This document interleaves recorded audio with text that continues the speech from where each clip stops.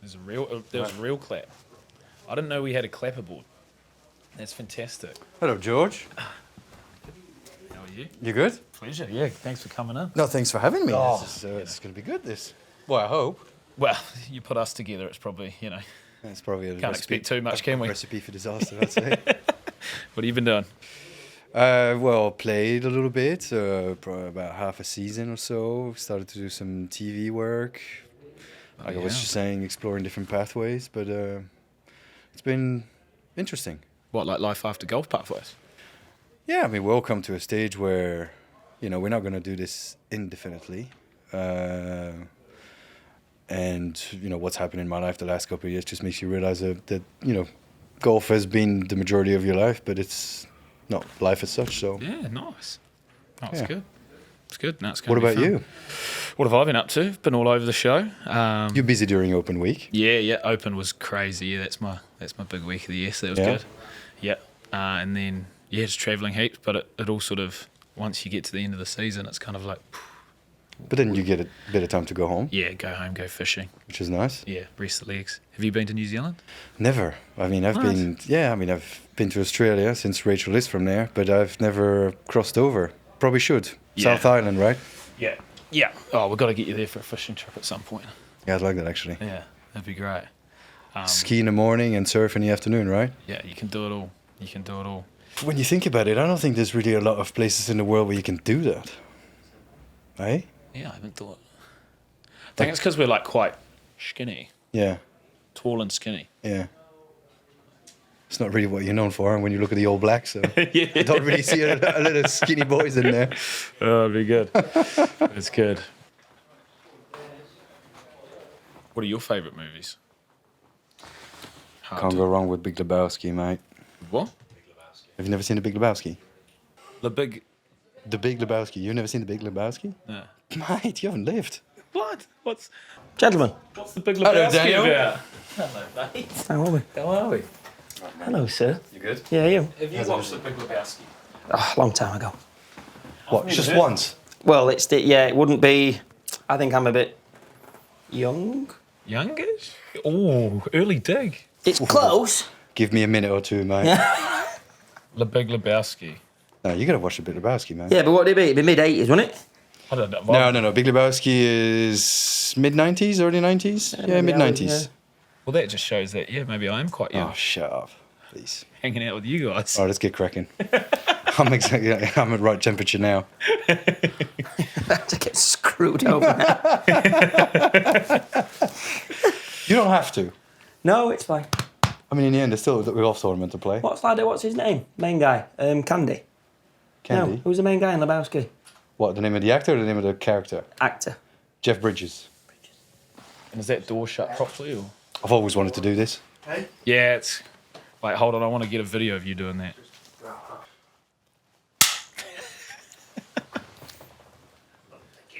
Was that a decent clap? It was actually. It was nice noise, that. Yeah, it actually made you look like you've got some sort of authority. Centre stage, I have to. Centre stage. It's a good pose, isn't it? Yeah. Strong pose. Yeah. Just get on with it, will you?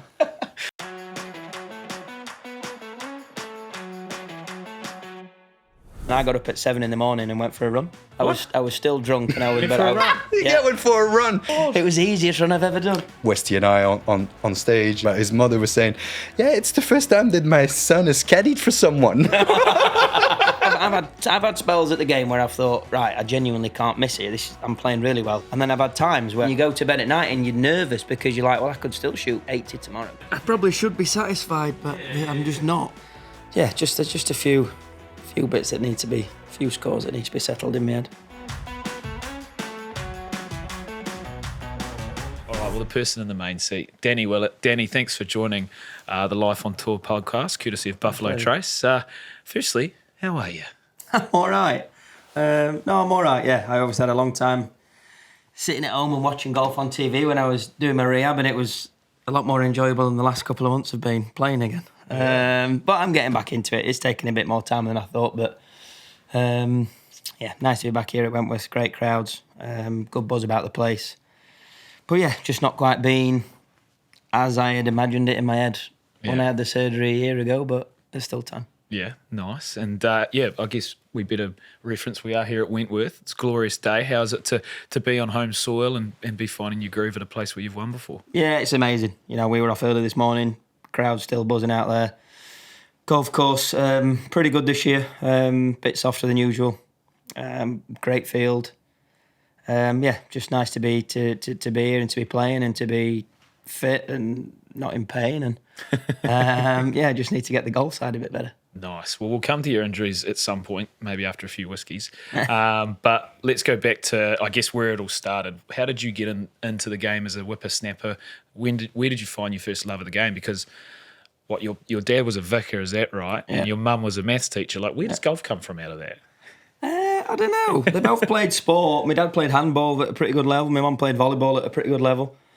But I had two older brothers and we just played golf, a good bit in the summer, and they're older than me, bigger than me, and the only game I could beat them at was golf. So it was one of those where it was like, this is, it's all right. There's no height, weight advantage, age advantage. And kind of just enjoyed the fact that I could go do it on my own and get better. And the amount of work that you put in didn't always repay back, but, give you a better chance of kind of getting better. And yeah, it was a strange one. We used to play, like I said, in the 6-week holidays in the summer, and kind of 12, 13 started to really get into it. And got lucky with where I was in the world, where my dad was a vicar. A couple of tram stops up the road was Peter Ball, a great junior coach, and he had 3 holes that were never used in the week for junior coaching, and he basically gave me clubs, balls, gave me the time and the ability to just go practice as much as I wanted to, really. Got fortunate there, and then kind of got pretty good at 16, 17 and realised that's what I wanted to do, and it was it's been a good last 20 years. 20 years. Yeah, so we're just talking about your parents, but you don't come from a very classical upbringing. No, but No. Your mother's Swedish. Yep. And so Sorry, I was gonna. Yeah, this thing fell. Dude. They set it up for me at 5'10", not you. So. There you go. You're even tall when you're sitting down. He is, isn't he? It's long body. That's why you were always 20 behind. Dan. Oh, I was more than that, by the way. Yeah, that's true, yeah. I was trying to go easy on you. the Belgian bomber. Listen, there's a realisation now, I know that. And so, it's not your typical golfer's upbringing, let's say. No. Your mother's Swedish. Mm-hmm. How Scandinavian do you feel? I've got the crazy side in me.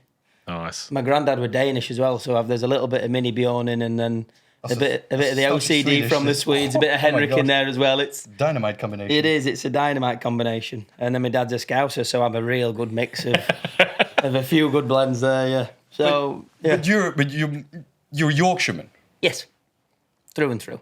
So Yorkshireman. Jesus Christ! Like wait. It was only the beginning of the trouble, really. I don't know. Yeah. And when you say it like that, it's licorice all sorts. It's a good effort, isn't it? It's a good effort. Make sure your wallets are close to you. I'll put it behind the chair, actually, just to make sure. Well, don't tell him that. Do you reckon having 3 brothers helped? Because I was really competitive with my brother back in the day, and it sort of just spurs you on a bit. Do you reckon that helped in terms of always fighting for a win around the backyard and stuff? Yeah, it did. Yes, definitely.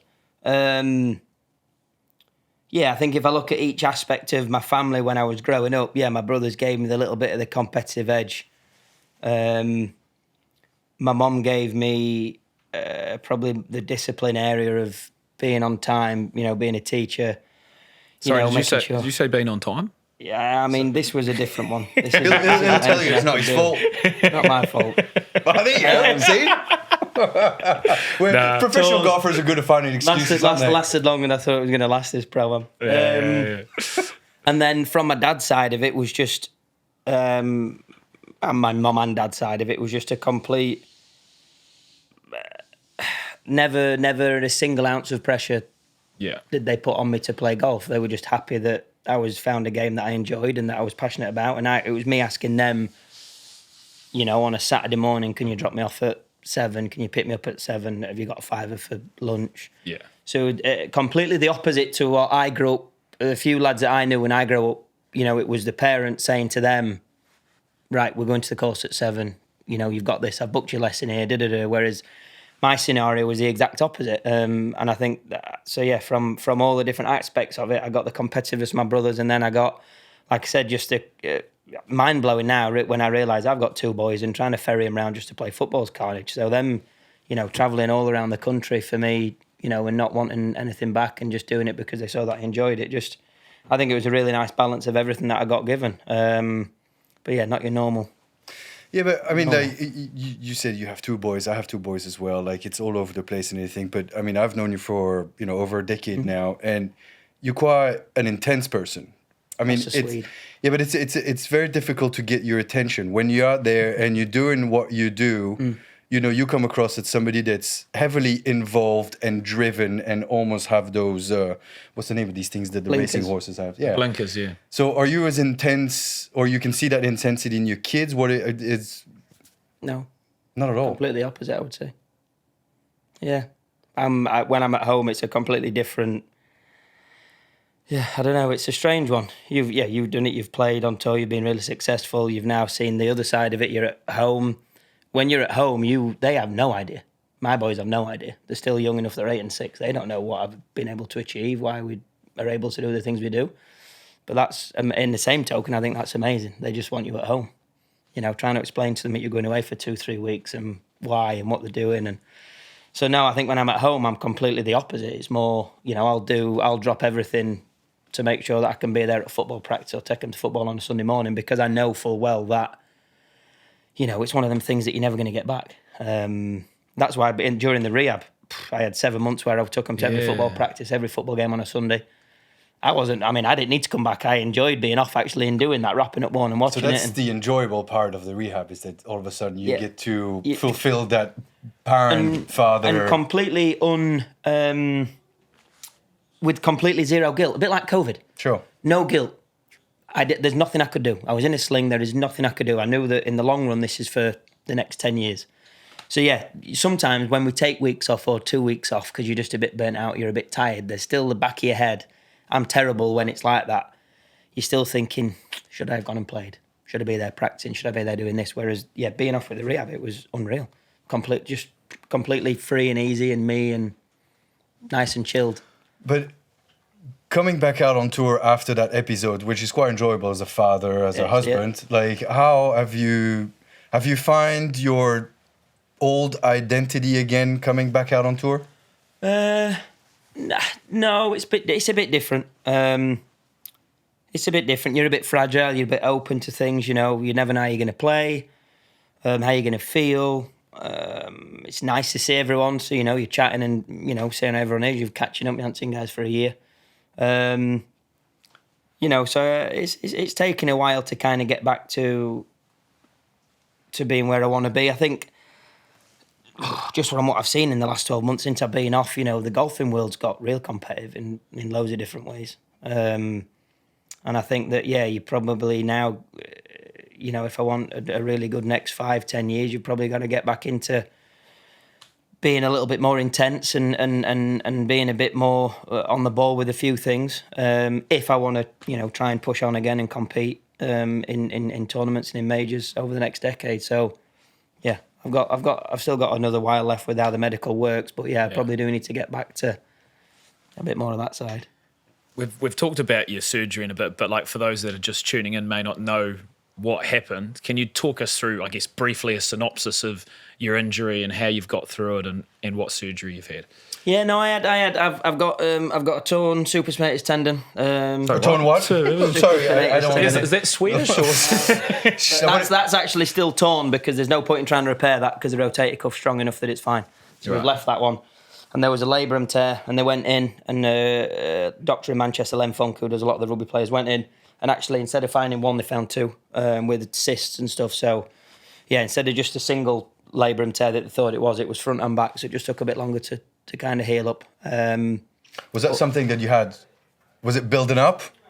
Yeah, it was painful. Never realised it was as bad as it was. And again, they say that, that you have an MRI, you've got an ultrasound, whatever you do, every scan looks slightly different from a different angle. And it wasn't until they went in that they realised that of the extent of it. Had it done. It's been, I wish I'd have done it earlier, to be honest, because I think I wasted probably a good 18 months, 2 years of playing through pain and having cortisone injections and having different things. And which is a long time. yeah, it is when you're getting, Yeah. I'm 36, you don't get any younger. It's, it's a taxing game. There's guys coming out on tour now when they're 18, 19 and playing great. So yeah, time's not really on our side. But done now. Got the medical stuff. So yeah, got the exemption things for another, however many events it is to play. And yeah, just hopefully we can get back and play well and fingers crossed not look back. I remember when we were in Ireland. This was last year, and I was sitting at a table with Thomas Bjorn, and you came up to Thomas and you said, I need to get this done. And you could tell on your face that you knew you were going to be out for a while. Yeah. Doctor had said 18 months. I mean, 18 months is a long while without, and it's not being a guarantee. out here. What's that? It's not a guarantee either. That was the thing, either. is that he said, look, it might be fine, it might not. And that's the scary one. But I couldn't compete. I played here last year. Played really well. I think I was 5 or 6 under through 12 or 13 holes, and I was like, yes, finally. Like, got it. I'd trained really hard that week. I was like, right, everything feels fine. Hit a shot, something happened, and I went numb in my 2 fingers, and I was like, nope, done again. Wow. And then luckily or unluckily, braced round, made the cut, played 4 rounds. Obviously, it was tiring, and then went in the week after, and just one of them things. It's everyone's had the niggles and their own injuries and their own issues in life. This was my one, but I think that I did it, like I said, a bit late. But now, fingers crossed, touch wood, everything. Have you had to adjust technically since you've come back with after this thing? It's not bad, actually. It's not too bad. We did a really good rehab, Len did a great job. So the actual stiffness of it is 0 now. Brilliant. And the strength is more than it was before. So we've done a pretty good job. Techniques changed probably a fraction more just for the fact that you forgot what you were doing. Yeah. So you kind of look at old videos and old things and old feelings and what you did. And, I'm a pretty good... I take quite a lot of notes and journals and videos and keep a pretty good track of lessons and how things are. So, you look back. Not that that's right or wrong, because sometimes what you were doing back then is not what you need to be doing now. But I had a pretty good record of what I'd done and how I'd done it. So it's getting there. It's just tournament rust. I can play at home with my pals. You stand on the first tee with 5,000 people there, and it's different. Your nerves are going. I've not played in front of crowds for a while. Even though I've played at a really high level and played in front of big crowds and under pressure situations, when you've been out of it for a while, it's still a weird game. Your hands are still shaking. You're still seeing every bit of rubbish on the golf course. So that kind of side of it's taken a little while to get back into. Because you rocked up to Augusta with a bung injury as well, didn't Yeah, you? I shouldn't have played. Yeah. What was going on there? The only reason I played is because it was firm, it was fast, and it was pumping. Right. And I was like... There is a chance. There is. That's exactly what I thought, because I was like, this golf course isn't... If it's soft and slowish, it's a bomber's paradise nowadays. But when I got there on the Saturday before and I played on the Sunday, and I was like, it's fiery. It's really fiery. I was like, if you just play clever around here, you could have a sniff. And then obviously played really well Thursday, and then body got tired, and again certain shots just had not practiced enough. But yeah, it was good fun while it lasted. Yeah. Well, I guess while we're on the subject, we might as well cut the dribble and let's talk about Augusta, because wow, you have got some serious memories there. Let's rewind the clock. 2016. I don't really know where to start. I've got this final round in my head. I've got sort of every shot you hit, but let's just cut to the chase. How amazing is it to sit here today? And I know you've gone through injuries, you've gone through all sorts, as we've just heard, but how cool is it to still know that you're a Masters champion, you're a major champion? That must just be just a bloody, chuckle. Bloody brilliant, eh? The chuckles is the perfect answer. You don't need to go any further now. Just look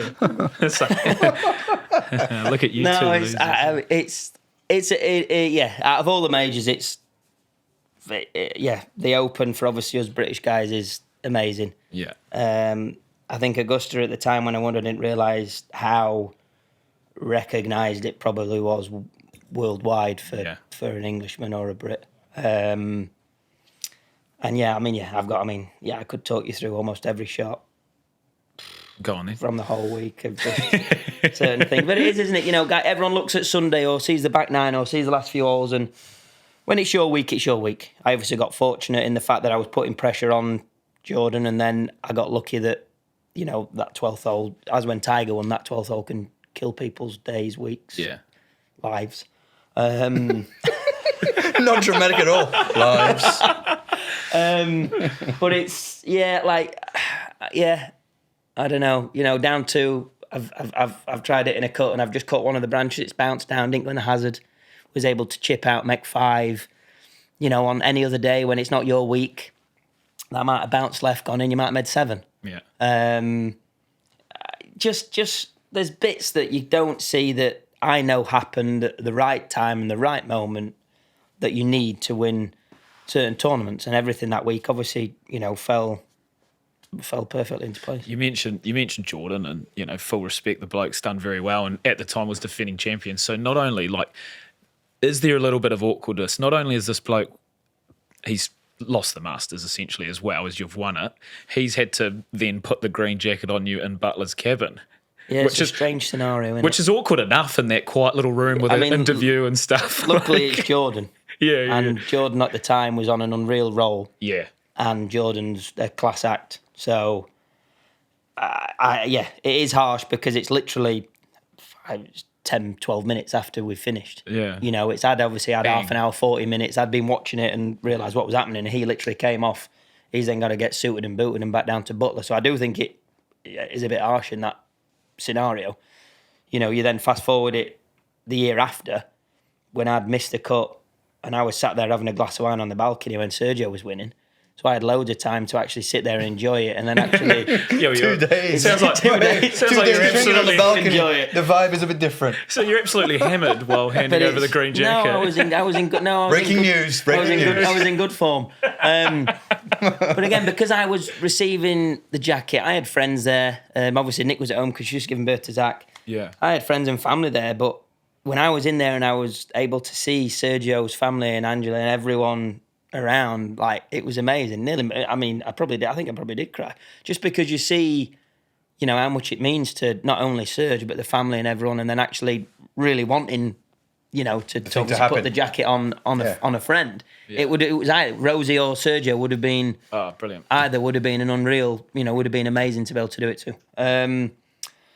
But yeah, that one would, Jordan, like I said, luckily Jordan's a class act, and but yeah, I still think it's. And Bryson was there, low amateur. And Bryson was there, low am. Question for Bryson. I enjoyed watching you because you were obviously in early and you were sitting there waiting. You're on the phone to your wife, and I also noticed that you were plugged in. You had no battery. Why is your phone flat? You shouldn't have. You've been playing golf. Where's your because battery management? I was 100% at the beginning of the day. It was just because I literally opened my phone up afterwards to.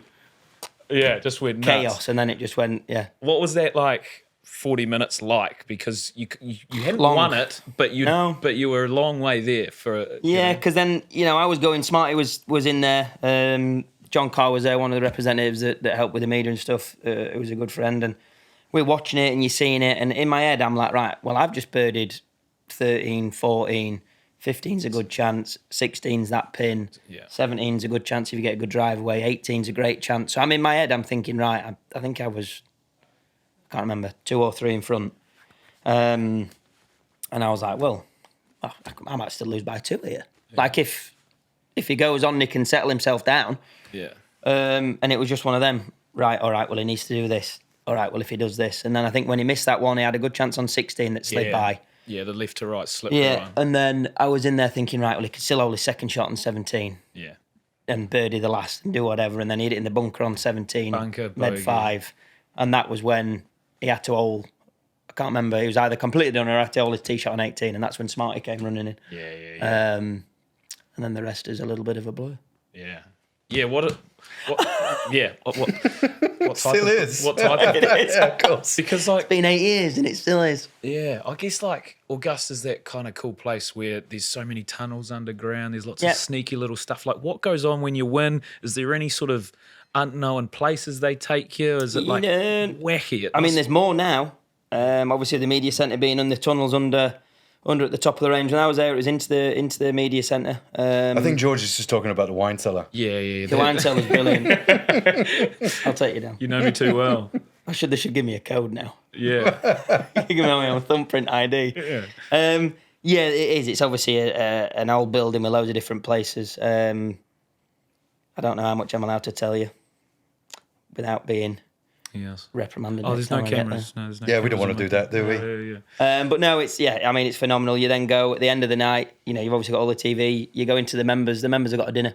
Yeah. So that's a really nice one when you get presented with. I've got a big probably side of the TV that they make up from the time you finish to they present it to you with pictures of your friends and family that were there with you. You coming down the last. A booklet of like the scrapbook note clipping stuff that they take. What do you mean, like notes of what? Just from the local papers, and then they put it in a beautiful green leather bound binder, and just an extraordinary place. You see the history of it and how it goes, and how it's obviously run by the members, and it's a pretty special place. Because we saw Scotty Scheffler at a random pub after he won the green jacket just recently. Like, where did you go? Like, once you've done, you're like, right, I've done my media requirements. How do I celebrate winning the Masters? So I was with Chubby at ISM at the time, and they always had a house. I cannot imagine what it would have been set up. And we were after Chubby. Like, there's one thing he was doing well is after parties. We were. He had a big house down the back of Berkman's, and they had chefs and stuff all through the week. And Shearer and Alex Ferguson were there, and it was there was probably 150 people in there, and it was good fun. I took myself off at probably 2-3 in the morning.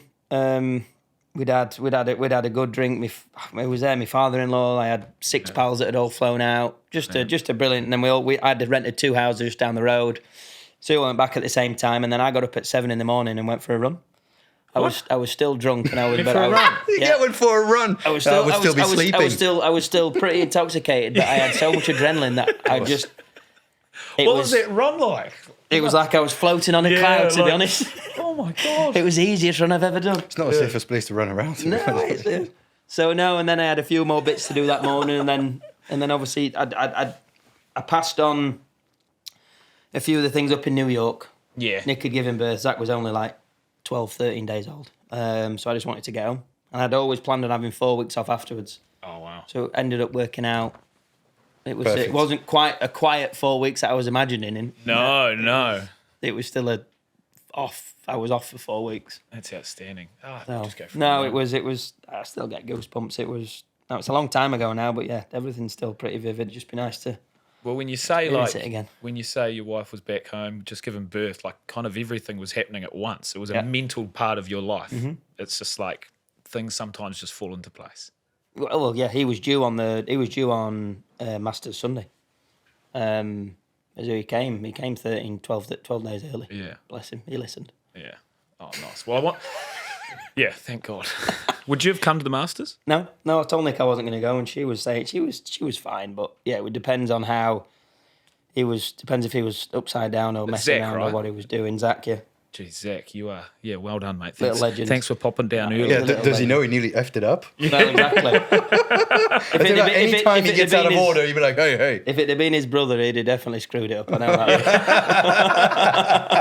that. Oh, that's so good. I want to get quite a little bit golf nerdy and just take you through, like, I guess that home stretch. Like, what are some of the last few shots you'll always remember? Because, like, for me, obviously, you've hit that shot on 16, but then I reckon you chip on 17. You're up and down on 17 was just magical. Like, Tee shot on 18. Yeah, like 17 to chip on the back. 17 is just absolutely sick. And that 3-wood straight at the bunkers, you're just like, yep, this is fair. No, it was all of them really. Because I was a bit gutted on 15 because I was just too close to go for it with the trees. Because I felt like I kind of not given one back there, but Westy chipped in. Yeah. So all of a sudden, Westy got within one, didn't he? Because Westy chipped in from long left. But then, hooky 8-iron into 16 was... Yeah, that was sexy. Yeah. But again, it's even like the putts, that place is, you think about it now, it's 9 feet, couple of cups of break. Yeah. It's not easy, but it's just, again, it looked, when I watch it back, you made it look reasonably all right. Yeah. And then, tee shot on 17 was all right. Just had a little bounce left, ended up in that first cut, trying to hook a 9-iron over the trees. A lot of adrenaline. Firm that year, obviously pitched and went long. And then I keep going back to that place on 17 and chipping. But I don't think it's been as firm and fast as that particular year for a while. This year was close. Yeah. But because you look at it and that area it looks quite big when it's softish and slowish, but actually, yeah, when we were playing it, it was like a little back foot lob wedge, one bounce, second bounce right near the top, check in, and then as it gets over, just needs to trickle, and then it just obviously peels left. Well, and then you had like what, 3 feet? No, it was. Luckily, it wasn't 3 feet. It was 18 inches best. It was. You almost jerked that, didn't you? Like I said, it's like you stood there and it's so crusty and like glassy that time of day, and the winds, and it's just I tried to make it interesting, but now luckily it went in. Yeah, right, you did. And then I always remember I was like, look at Danny Willett, he's wearing his bloody cricket whites here. This is fantastic. A cricketer's going to win the Masters. And then you go pull your top off for that final part. Yeah. So you've got the green. I had a little green stripe on the shoes as well. If you really look close. So you're like, all right, now I'm going to win. I'm going to take my quarter zip off. You fashionista. You know what? Everyone says that, but Nico, know what it's like. If you're playing well, you don't want to mess anything up, do you? Yeah. I'd been warm for a while. Yeah. Under the collar, but I was like, no. Don't break your momentum with anything. Don't do anything that might actually throw you off. Exactly. So I kept it on. And then I've pushed that 7-iron into the last, but it's had a little, just pushed it a fraction. And then obviously I had the little kick and the bounce down, and I was like, right, you're all right now, take it off. Yeah, because that's something, I played only one Masters, but that's still amazing. Don't get me wrong. But when you sit next to a Masters champion, it feels like nothing, you know. But the bottom part of the green on 18 is so much narrower than people think. Yeah, because a false front on the right, obviously you need to cover that. If you carry it too far into the green when it's firm, it will run up. So it is, for me as well, because I've obviously hit 3 wood to make the tee shot easy. You're then coming in, I think I had 186, I think it was, all in. Which is... I don't remember well, but I had a 186. I think it was 186. It was either 184 or 186. That's such a pro golfer thing. I remember I had 171 and just... But then, and as I've hit it, because by the same token, I know that I'm all right. You know where you can miss and where you can't miss it. And I've hit it well, but I've just pushed it. So I'm like, oh, high push, nice. Land a bit soft. Safe. Yeah, and then bringing it down off the slope. Well, when I saw it then back, it actually had a really nice little kick. Oh, massive. But yeah, and then it was that pound. I was like, I'm all right for me. I can dribble this down in 2 I can take the jumper off. I can take the jumper off. But no, you wouldn't. I wouldn't change a thing. Like if I'd have played another 12 holes, sweating my knackers off if it meant I was going to keep playing well in the jumper. Yeah, if you can take a bit of sweat if that means winning the Masters, is it? Yeah, exactly. Don't change it for anyone watching out there. Well, it's the same as cricket. Like when people are batting well, everyone's sitting there watching you. Like no one can change seats, no one can move anything, no one's allowed, and it's so good. Not that we're superstitious at all. No, but I guess also like the fact that you've become the first Brit to win in 20 years as well. It's like you've won the Masters, but you've added to a massive dynasty there as well. So, like the fact that you've created history on so many different levels must be immensely satisfying as well, mate. Yeah, it's obviously me and Faldo English, and then you sit around. Wuzzy's there, Sandy's there. It's a pretty cool. The amount of Europeans in that room. On the Chema, Langer. Yeah, it's amazing. Yeah. What is that dinner like? What did you have what did you choose for your meal? Sunday dinner. Sunday roast. Prime rib Sunday roast. Oh, brilliant. Give them a little bit of cottage pie to start, and then give them an apple crumble afterwards. You ever sit there and go, this is not what I wanted? Yorkshire puddings could have been... oil obviously weren't hot enough and someone opened oven, didn't they? They were a bit flat, but apart from that, I'll let them off. Yeah. And so... Unacceptable. So everyone cruises in there and just talks about how cool they are at golf and how... No, it's... You know what? It's a really... There's some amazing stories from that room. Yeah, it's cool. Hideki's was cool. Great meal. Hideki obviously doesn't speak great English. But... his translator obviously is not allowed to the dinner. Good point. So Hideki actually wrote his speech and said it in English, which was lovely. And then Mr. Player stood up and said a speech in Japanese, which was... Oh, that's random. Yeah, which was pretty cool. Cool. But then, just being able, sit around and... I sat next to Wuzzy this year. I've sat next to Charles for a few years, and then Bubba and P. Reed, and just, it's just, I don't know. I always feel like a little bit of an imposter at times. You sit around and you look around, and it's a phenomenal room to be in. I think this year there was 32 of us, 33 of us, including the chairman. Do you know what? I thought about this morning, and I'm really happy you brought it up because, you know, I imagine that you're sitting in this room, and I have this thing with the Ryder Cup. Like I just look around and I'm like, where am I? I mean, like, you think, like, if you told that to an 8-year-old Danny Willett, like, to be in this room surrounded by all these absolute gods of the game, like, I'm glad you brought it up, because a lot of times I've had the same thing where I go like, am I really worthy of this seat? It's an interesting one. And then I guess the only thing to tell yourself is, that's why you sat there. Yeah, I mean, but it is crazy. So it still is. You know, even now, you know, obviously Jack and Tiger sit Top dogs. I mean, it's like backseat of the bus sort of stuff. There's certain people who you just within the game have just been, and them two were then luckily in the same room at the same time, which probably not really happen much anymore. Yeah. But yeah, you speak when you're spoken to, kind of thing. Oh yeah. Mr. Nicholas, can I? Oh, sorry. I'm just going to ask about 87. No, it's I don't know. It is a crazy room to be in. But then actually, and it'll be the same when you sat there at the Ryder Cup. You are just one of the lads that are part of that team or part of that crowd or whatever. You're in your spot. And actually, I think once you then open up and chat, I think you realise actually that we're just normal people, normal golfers that have just been very fortunate that we've been able to accomplish some pretty cool things. Yeah. Well, you mentioned the Ryder Cup and earning your seat in there. What is it like in a Ryder Cup? I was there at Rome.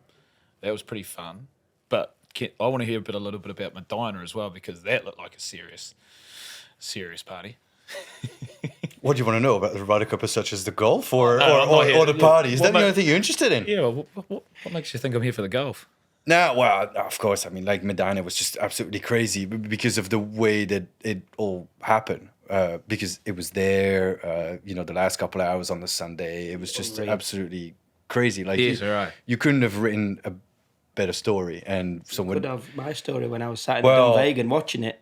Yeah. And I was supposed to be going to bed about 6 hours before, and I made my missus stay up until like 5 a.m. because we were on the bar stools in the Dunvegan watching it for the Dunhill. It's a great pub. I told her we'd be in there for about half an hour. I said I don't want to be a burden of bad news, but they're probably going to lose. And then, lo and behold, about 15 pints of Guinness later, in the morning. I'm so sorry, we're still watching golf. Sam, different plans for tomorrow morning's practice round. I don't think it's going to happen.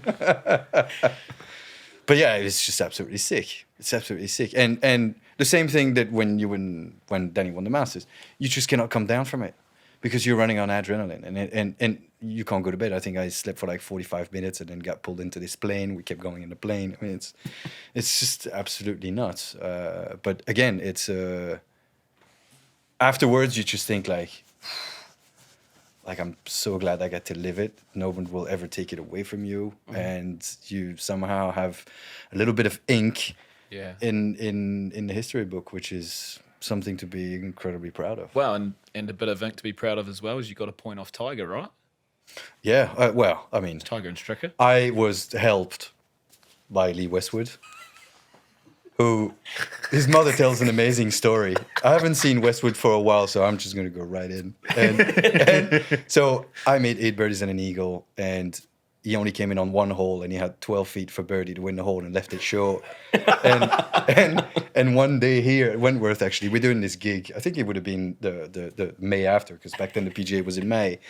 And we're doing this gig in front of everyone, and it's Westy and I on stage, and I'm telling this story about his mother was saying, yeah, it's the first time that my son has caddied for someone. Which I thought was amazing. Rich just absolutely annihilated. I mean, you've got a multiple order of merit winner who's got an amazing Ryder Cup memory, and he's caddied for a Belgian kid. Brilliant. It was pretty cool. But yeah, Ryder Cup, I mean, like, we don't have to speak much about it. My experience was wonderful. It couldn't have been more the opposite, with a few things that have happened that were publicly known. But like, what is your relationship with the thing now then? How do you see it? What, the Ryder Cup? Yeah. I just love to get to a place again where I'd be playing well and actually have the experience that I think you should have the opportunity to have. Yeah, mine came at weirdly at a bad time. I played so much golf from April, when I came back, that like 4 month spell, all around the world, that I got there, I was knackered. Golf game wasn't in great shape. And yeah, just didn't perform like I needed to. Came up against an incredibly good American side on an incredibly American biased golf course. Yes. Yeah. And just wasn't good enough that week, which was just a real shame. So, yeah, fingers crossed we get a chance to, I'd love to obviously be part of a few more, but at least one at home would be a nice experience, I think, to be around. 200,000 people wanting you to do well, or 200,000 people want you to do bad is a really, really different scenario to play golf under. But do you think is that really the only missing line on Danny Willett's CV?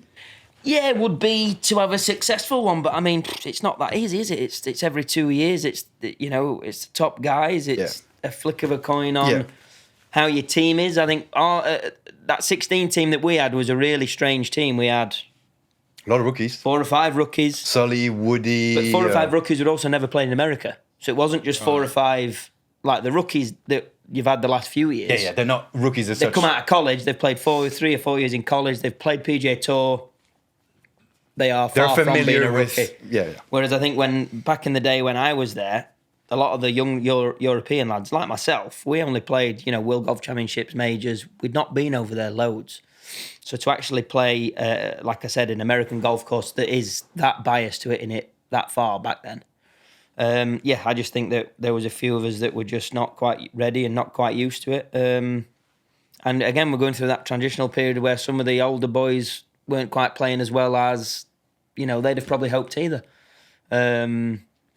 Just a really, like I said, a really tough one. I think, our team wasn't as strong as what the teams have been the last few years, European lads. And I also think the American team then was a very strong one for how the guys were playing. So, because I guess that's like a little bit about golf. It summarises golf quite well. Like, you've won the Masters and then you've had a tougher time at Ryder Cup. Like, what is so hard about the game, and what are some of the parts of golf that you find the toughest in terms of mental toughness and the adversity that you always face? Because every day can be tough at golf. Yeah, I think it's just a hard game. Yeah. This game is just hard. In my opinion, it's the hardest sport that you can play. Some people might say snooker. No, yeah. It'd be close, but, it's not windy, is it, inside? Well, it depends. In the old days, it would have been if there was a bit of this on the table. No, yeah, it's just hard. You can play brilliant for weeks on end, months on end, whatever, and then one week you pitch up and things just aren't quite there. Or 1 week? No, it could be much longer than that. Well, exactly. You might just lose it overnight. I've had spells at the game where I've thought, right, I genuinely can't miss it. I'm playing really well. I feel really good. And then I've had times where I'm like, if you shoot a good score, it's like, where did that come from? Miracle. And then you go to bed at night and you're nervous because you're like, well, I could still shoot 80 tomorrow because there's something that's not quite matching. Yeah. And that was kind of where I was at the Ryder Cup. I was searching for a feeling, searching for this, and I couldn't quite get it. And the problem is that I tell this to a lot of people. On a Sunday afternoon, I've been pretty good down the stretch in the tournaments that I've won, under pressure against really good players. But you've earned the right to tee off at 2:30 on a Sunday afternoon. You know that you're playing well. You've done it for 3-4 days already in the promo, the Thursday through Saturday. So you're building yourself up. Each time you go to bed, you're building yourself up. You're playing well, all's good. You get dropped into a cauldron at the Ryder Cup, and yes, you've been selected, or I was in 6 months before. Yeah. That doesn't necessarily mean in 6 months' time I'm going to be playing well that week. Yeah. And that was the issue, is that every day's a Sunday. So, but it is, but you've not earned your right to be there on that. You've not played your way into that position. You have, but not necessarily over the couple of days running into it. So that was the tricky one with me, is that practice I wasn't playing amazing. It was all right. Couldn't quite figure out the golf course. And then, just... So unsettled. Yeah, and then you're unsettled then with 200,000 people wanting you to shouting at chips and shank it, and now it's just not the best environment when you're unsettled. Let's be honest. Yeah. but it's, you know, it just I didn't quite, like I said, I didn't quite do what I'd envisioned of doing in my Ryder Cup debut. I like what you said with like I've been good under pressure on Sundays and stuff like that. When you look at your CV, there isn't anything small on there. Yeah. No. Like we're talking the 2 events in Dubai, Netbank, this major champion. Like what is it with you in small events you don't like? I don't know. I hate what it's like. It doesn't tickle you, or like... They all tickle me. I don't know. I think at times being against a really good field on a really good golf course just makes you concentrate a bit more and brings you up a little bit more. And yeah, I don't know. Well, like I say, when I play with my pals at home, I'm not that good. I really struggle. So to they see you on TV every week and thinking like, hang on a minute, I gave 5 and 4 to this guy 2 weeks ago at home. I struggle to concentrate properly all the time and certain things, and yeah, I have my little ways. That's why if you look at how my years go at times, I had a couple of years where I was really consistent, and a lot of the time it's mental. But I know full well if I'm working on certain thing at a certain time and everything feels good, but the results haven't been there, I still know that something's good around the corner. Yeah. Whereas there's some events you go to, you're like, right, let's use this event as a warm up for the next. Yes, event. there would be that you try certain things on a golf course because you need to put it on. But again, that's probably where I've then come undone at times in the fact that you've missed a few cuts and had it so yo because you are trying to do that.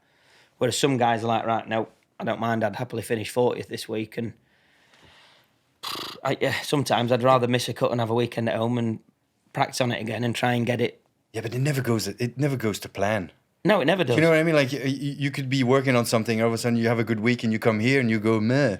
Yeah. Like there's so many things can happen. What's some of your biggest hurdles in your career? Biggest hurdles? Yeah, like toughest moments. Oof. Wow, myself for starters. I think we're not talking. Not talking looks wise here. Yeah. No, no. I totally understand what Danny means when you get into big events and it's the intensity of the place and it's it matters and the competitions gets more difficult and the tougher the golf course, your focus gets more in tune with how hard the place is. So I've done well a couple of US Opens in a row because it was just hard. Your game would have ordinarily suited a US Open, eh? Yeah, because I used to hit it a long way. I was extremely straight. Fly it well. And I had that second serve, low left to right, because that was pretty much what we played a lot of golf together during those years. And second serve was just. I love this. It was kind of like 60 behind yours. It was like a Goran Ivanisevic second serve for the ones that are familiar with the Wimbledon champion.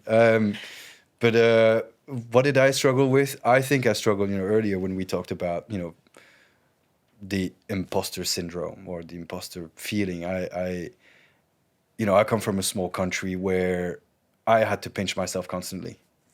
I was like, man, is this really happening? Am I really playing at 2:00 on the second last group with Graham McDowell at the US Open in Olympic?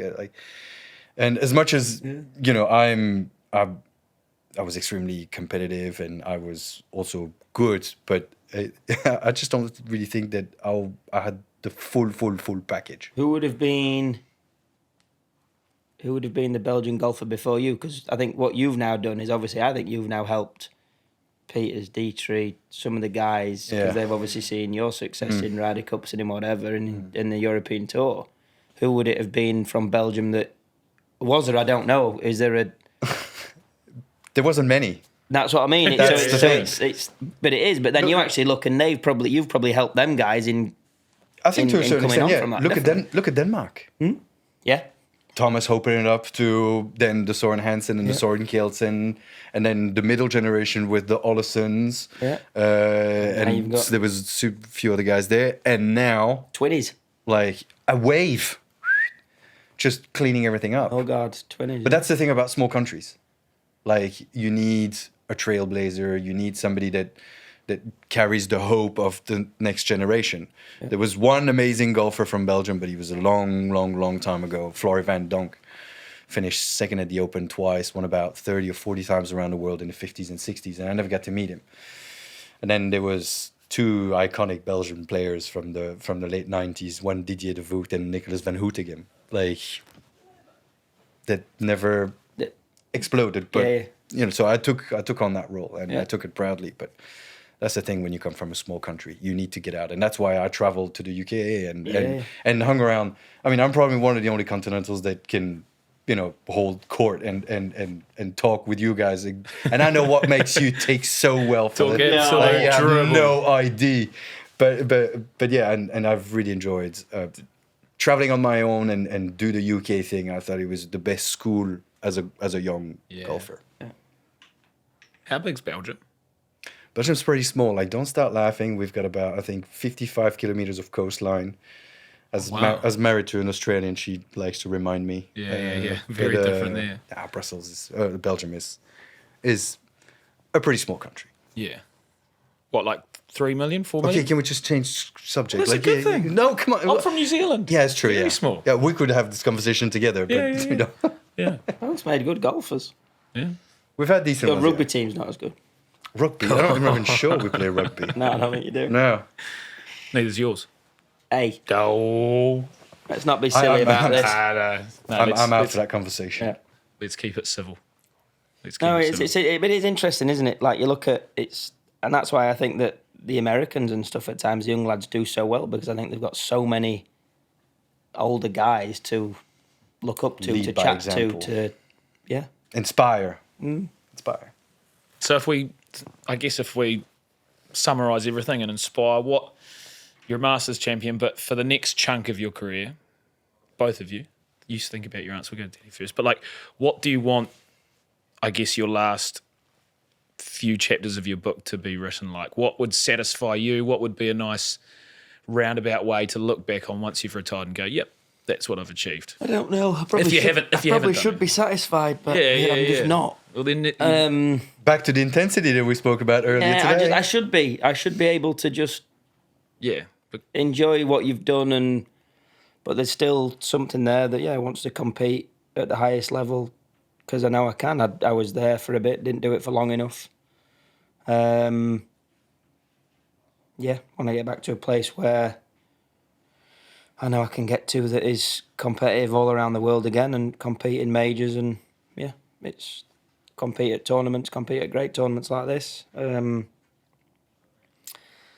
just a few bits that need to be, a few scores that need to be settled in my head. Not quite sure what they are, but there's a few. There's a little something going on. There is something in that head, you know. If I find out, I'll let you know. Because I guess when you go through injury and everything, you've almost reset. You're going, righto, I'm coming back. It's like a mini comeback, isn't it? I did it that last time when I dropped to, I don't know what it was, 980 in the world from 9th. Yeah. In 2.5 years or whatever it was. Came back, won Dubai, won here, got back to the top 20. Yeah. And I've magically been able to tumble back down again to a couple hundred. Quite good at it. So. I didn't know you got to 9th. Yeah. That's a massive high benchmark, ranking. So I think I went into the week at 20th or 19th. So I'd been playing really good in Europe, but I went into the week at 19th or 20th, yeah. And then 9th, and then 10th, 11th, 12th, 13th. It's a long term. It's a long staircase. I went down it pretty quickly, though. It's pretty shit, eh? It's like a handicap. It's like I slipped at the top of a fireman's pole. Went straight down. Snakes and ladders. I got that big ladder. Take your socks off. Take your socks off in the staircase. You can fall I've pretty done it fast. before. I'm sure I can do it again. Oh, God. I know I have to get my way back out of that little hole. It's like when you shoot a couple of good rounds as a average golfer and your handicap drops way lower than it needs to be. It's bloody hard to push it back out. I've mastered it. You've mastered the old yo-yoing. No pun intended. Well, if you don't get, you get slapped in the face very easily at this game. That's the thing. Yeah. The only good thing about it is your odds start to go. So all your friends at home who backed you when you were good and won a little bit, and then backed you when you were bad and lost it all again, might just make it back up again if you start doing any good when your odds stretch out to 150 to 1. Also, it's all like it's a project. Just a project. Oh, it's match fixing. Yeah. Well, we're not allowed to talk about betting on air. No, we should probably wrap this up on that note. Yeah, I think it's before probably safer. Before the legal team barges through the door. I wouldn't have a fiver on me this week. Yorkshireman after all. Yeah, all right. Hide your wallet. Where is it? It's gone. Oh, there. Still there. It's already gone. Listen, Jeez, you're good. You just check before you I'll tell you leave. what, there's not much left in it anymore. Big week. All right, boys. I think we've probably had our time in here, and thank you very much, Danny. Honestly, like to grab you for a bit, and just to dive deep into all that's been really, really awesome. So appreciate your time, Nico. Good to have you next to me, mate. I'm sure. You're welcome. I'm sure. I think you've done well enough to come back. Well, really? Yeah, oh, was this a test for me? Yeah, it's a test run. I was on the. Oh, yeah, okay. Yeah, Right. But I like the cut of your dress. Thanks for keeping the level up, then, Danny. You're making me look good. Yeah, he actually couldn't have done it without you. So, cheers, thank you. boys. No, really appreciate it. Good luck this week. Good luck with the recovery. Good luck with getting back in the winner's circle. I bet you will. Thank you. Cheers, mate. It's bloody good. That was awesome. Brilliant stuff, boys. See? Now you can go sleep it off now, Danny One boy. single swear word. You realise how impressive that is? Do you want to know how many went through my head while doing this? Right. What are you in, Sky or Wilfie? No, we'll feed. Who else is doing that? Who else? On course, Anthony Wall and Jay Townsend. In the box, Sam. Oh, Sam does. Yeah, Sam, Tony Johnston. Pretty nice. That's a good group of boys. Yeah, it's a nice cocktail of everything. What are you weighing in it? What are you clicking at? 5'11", 185. 185. Is Yeah, that pounds? Bench pressing. Kgs? 80. No, I don't even know actually. 82 kilos. 82 kilos. Getting there. Yeah. It's stronger. Solid enough. We'll see. Not like these boys. Yeah. That's all the breakfast. Yeah, that's all the free feeds. It's not Iron Man. Righto. Thank you, boys. Cheers, bro. Thank you.